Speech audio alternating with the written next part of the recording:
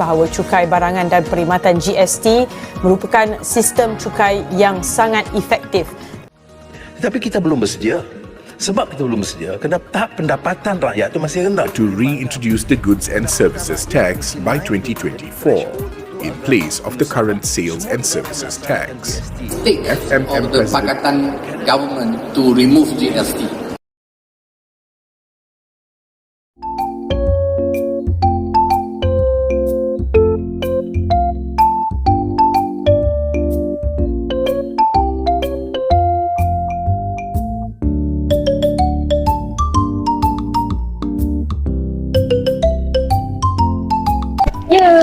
Raya. Berapa harga dia? 17. Mahalnya. Dulu sebelum ada GST, murah je, RM13. Sekarang 17. GST ni membebankan lah. Tak apalah, jom. Ni? Sekejap, berapa harga dia?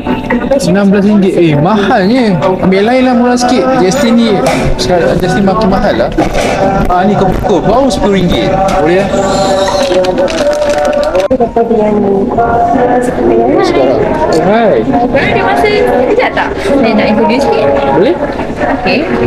Kita tahu kan sekarang ada pelaksanaan GST. Adakah ia terkesan pada korang? Ya, kami amat terkesan. Kenapa ya? Kita tahu, kami pula baru kahwin, jadi banyak belanja. So, bila pelaksanaan GST ni, harga barangan semakin meningkat.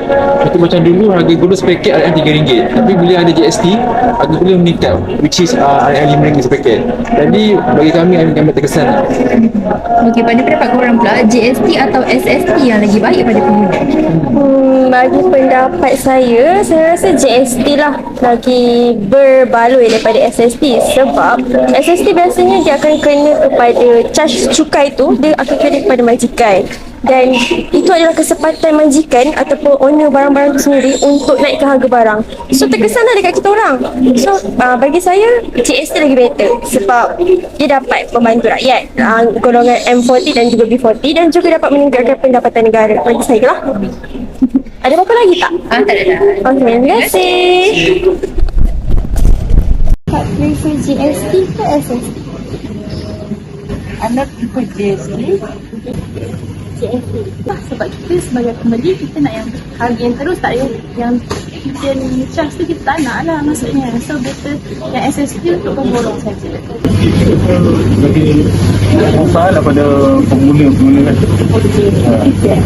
Because usually troublesome public, and then they have to pay more, and then nowadays it's not affordable since the household things price is hiked up already. So I think GST is not necessary. How about SST? Do you prefer? SST also not so preferable because it's also included in the price. We know already. Malaysia experienced a huge reduction in national income due to economic crisis in 2009. Thus, to overcome the problem, government has decided to replace the current sales and service tax (SST) with the GST starting from April 2015 in order to update our taxation structure and increase company efficiency. What is good and services tax, or being called as a GST by the citizens? GST is governed by the Royal Malaysia Custom Department, and it is a replacement of the current sales tax and services tax. GST is a consumption tax, which means the more you consume, the more GST you need to pay.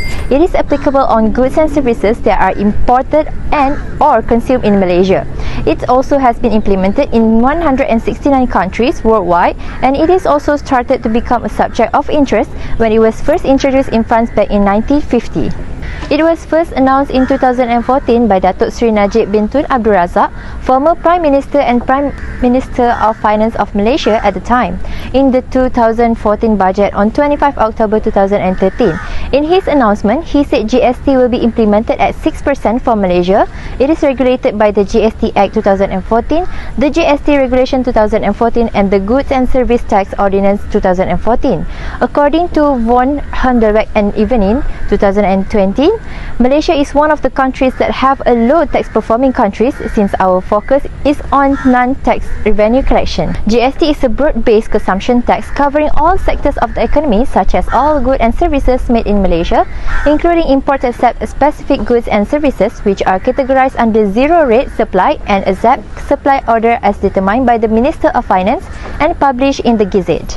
The first issue was the lower income group tend to bear the brunt of the impost. This began because the customers were concerned about major price rise on basic necessities. With relative high living costs, considerable price increase owing to GST are viewed as an additional hardship for taxpayers. With relatively high living costs, considerable price increase owing to GST are viewed as an additional hardship for the population. It cannot be argued that the GST will limit the ability of the poor income group to purchase goods and services. It may be claimed that it makes people impossible to continue enjoy the fundamental necessities of life since they require adequate financial management. The second issue is lack of knowledge and understanding regarding the GST among Malaysians. Many Malaysians lack trust in the government when it comes to taxes. This is because the government did not explain taxing issue clearly and honestly, thus the people does not have adequate understanding of the GST. Since citizens, they would undoubtedly challenge the allocations of the GST income itself, since they want to know whether it will help them or not in return as a result of their contributions. According to Mohani 2003, one method of increasing public awareness is through knowledge. Knowledge may be increased by gaining a broad awareness of tax legislation. This will increase faith in the success of GST implementations since it will equip taxpayers with the capacity to comprehend the necessity for new tax reform, which will eventually promote compliance. The problem arose when the administration decided it was unnecessary to educate the public about the new tax proposal. Here I attached some highlights of forum titled "Did Malaysia Ready to Implement GST Back?" that conducted by our moderator Aisyah. Assalamualaikum and good morning to all audience. Okay, based on our situation national economy right now, are we ready to implementation back our GST tax towards country? So here I am as a moderator on debate and sharing session between our Ministry of Economic Affairs, Datuk Khairil bin Nazri, and our opposite opinion from our economic analysis from Malaysia Institute of Economic Research, Dr. Atif Husaini bin Nur Azmi. Okay, Dr. Khairil, I would like to know on your side in a good term from by implementation of GST. Personally, I will be number one that support the government if they reintroduce GST in our country. Why? Because it is the time. It is the time that we have to wake up. Malaysians have to compete with other countries, especially after COVID-19 pandemic. Just look at other countries. They recover from the pandemic quickly, while Malaysia did not. For example, Malaysia's GDP growth in 2021 is only 3.1% only, while Singapore and the Philippines enjoy economic growth of 7.6% and 5.7% respectively.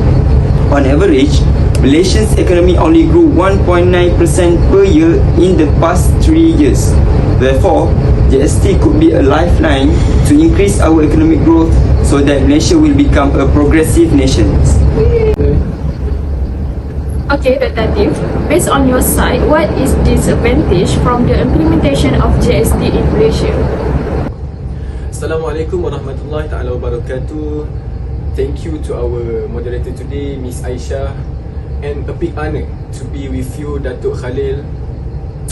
As we all know, there is a big issue in our economy today, so I would like to give you a downside of GST in economic Malaysian perspective. So first one, GST can be turned out to be a major liability in the hands of fiscal irresponsibility governments, in which it generates revenue, does not provide a strong incentive for governments to be cautious and careful in spending. Since virtually every individual is hit by the tax, there is a greater interest on how the revenue is spent, unless it is clearly structured to be spent on the welfare of the populace, and discontent will build up. Second, GST burdens the consumer taxpayer, especially to the B40 group in Malaysia. However, because it is broad-based tax, the burden is felt more under the GST than the sales and service tax SST that is replaced, because virtually no one escapes its effect. So the impact the impact on the consumer that rise from two sources. The first one is the GST will raise prices, and this lowers the purchasing power of the consumer. First one. The second one is being a tax consumption, it is likely to be regressive. That is, it will extract a large proportion of income by way of taxes from low income groups compared with higher income groups. If efforts are not made to ameliorate these effects, the GST will impose a heavy burden on consumers. And last but not least, the third issue with GST is it affects the general price level. What I mean by this is, while there is no reason to believe that the introduction of GST will trigger inflation, there is evidence to indicate that it could result in a one-time increase in the general price level.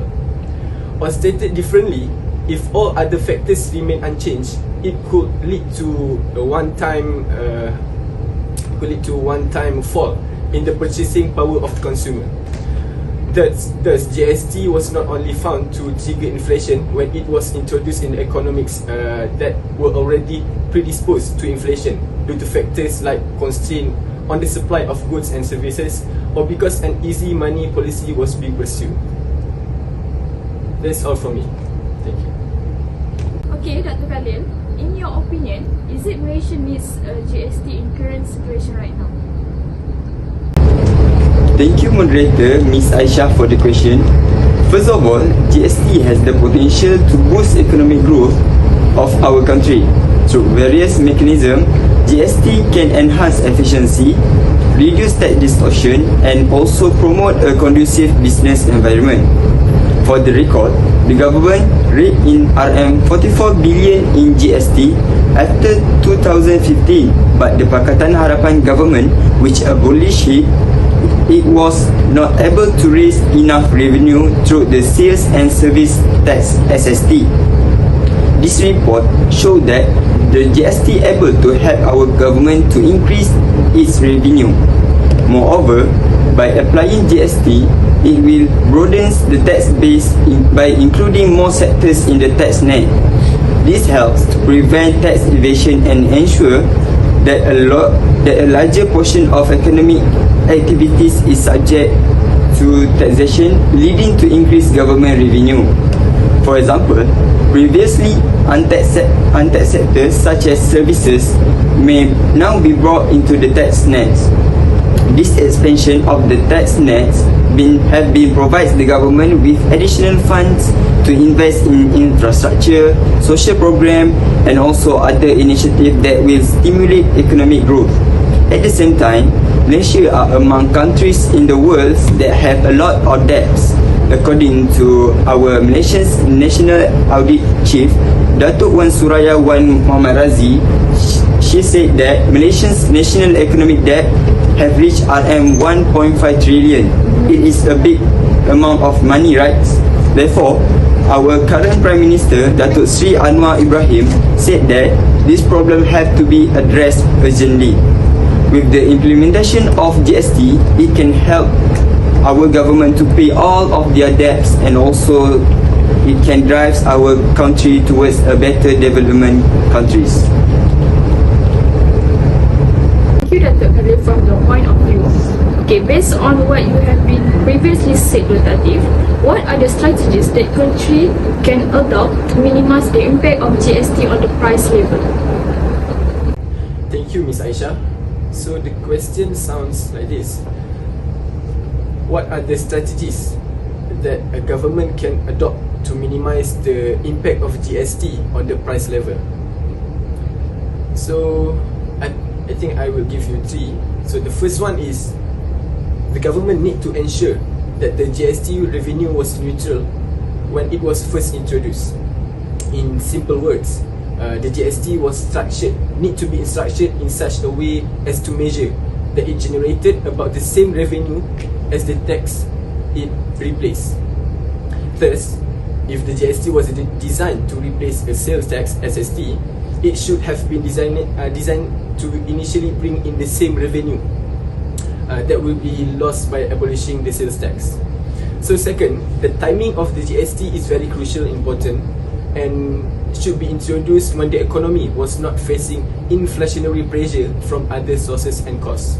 The third one is precautious measure need to be put in place to check that the general prices do not rise drastically immediately after GST was introduced. I think that is all from me. Thank you. Lastly, I would like to say thank you to our panel today, Datuk Khalil and Dr. Atif, for your debate and sharing session on our topic today, which is Malaysia ready to implement GST towards country? And that's all from me as your moderator. Thank you and salam madani. Finally, a stable and uncompleted tax system that is managed in an efficient and transparent manner would result in enhanced investor confidence and a higher returns. Taxation is an essential component of a country's economic growth. The correct tax policy will improve productivity and industrial sector growth, which will benefit the economy considerably. Reducing the corporate income tax rate may be more beneficial to the economy than lowering personal income taxes. This is because lowering a corporate tax rate would allow firms to continue reinvesting in their operations and focusing on growth. This will allow the company to grow and offer additional job opportunities, which will have a multiplier impact on the economy.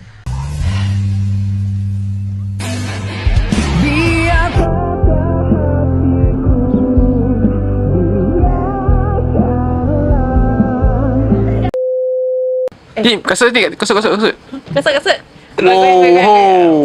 Wow. Itu kalau sepak tanah tu, takut kan? Tebi. Ya je. La ilaha illallah. Adik, cakap sini ya aku. Jangan tertutup. Of tax legislation